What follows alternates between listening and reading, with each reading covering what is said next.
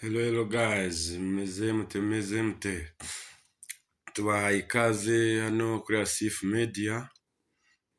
Tugarukanye iki rero, uyu munsi tugiye kuganira ku kintu abantu bitiranya. Hari ikintu abantu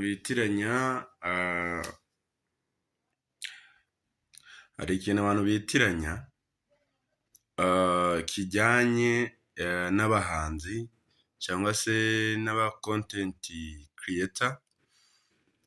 Urugero, ya mpano yavuzwe kenshi, avugwa kenshi, ya mpano akoresha ibimogi, ya mpano, ariko se buriya kambibarize abakunzi bacu, abanyarwanda muri rusange, iyo bavuze nk'umuntu ngo akoresha ibimogi kubera ko agaragaye ku mbuga yivuga uko yiyumva, just mbese akavuga ikimurimo, kubera iki babyumva ko akoresha urumogi?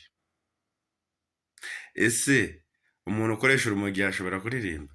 Reka tujye inama. Ariko buriya urwo rumogi muvuga, hari n'abakiri barunywa, benshi, kandi ntabwo bijya bituma basubira hasi ngo bajye down ngo kubera ko barunyweye. Ahubwo urumogi biterwa n'urunywa. Rero mujye mureka guca abantu intege. Hari n'akantu nabonye, hari mushiti wanjye yinjiye muri ibi by'ubu content creator. Famiye ye iramubwira ngo ubwo agiye kunywa itabi, ngo agiye kunywa inzoga, ngo agiye kuba ikirara. Ahangaha ntabwo ari ahantu ho kujya kunywera itabi, ntabwo ari ahantu ho kumva ko umuntu agiye kuba ikirara. Ndagira twumvikane, buri muntu wese ubasha kuba adutega amatwi kuri Asif Media, kujya mu content creator, kuba umuhanzi, kuba umustar, ntabwo bivuze ko waba unywa ibiyobyabwenge, cyangwa se akenshi bakunda kuvuga ko urumogi nirwo benshi bakunda kutsinsaho, ugasanga barimo baravuga ati Bushari itabi ryaramwishe, bakavuga ni benshi bavuga.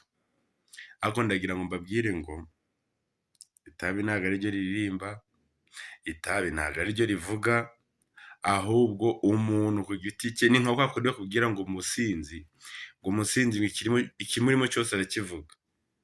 Ntabwo ari ukuvuga ngo ni uko aba yasinze, ahubwo wenda icyo twavuga ni uko iyo nzoga imutera kumva ko agomba kubikubwira, ariko nanone nayo ntabwo ibimutera ko yabishatse abikubwira. Rero mureke kujya mucira abantu imanza.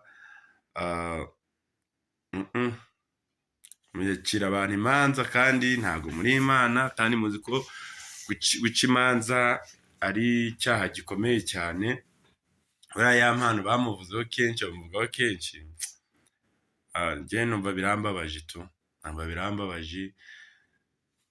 Tujye tugira aho tugarukira mu kuvuga ku muntu umusebya. Ese gusebya umuntu bibafasha iki? Ese kumva ko uri kuvuga umuntu nabi, uzi ngo bizatuma Imana yimureka ngo nuko bamuvuze nabi? Reka. Ndagira rero buri muntu wese uzajya ubasha kureba aba content creator, akareba abahanzi, ntakajya bacira imanza. Urareba umuntu uko yimereye ngo itabi, wareba umuntu uko yimereye ngo itabi, ngo inzoga. Icyo kintu rwose nk'abanyarwanda, nk'abantu bose babasha kudukurikirana, babasha kumva ururimi rw'ikinyarwanda, bumve ko icyo kintu ari ikosa kandi rikomeye. Kanda subscribe,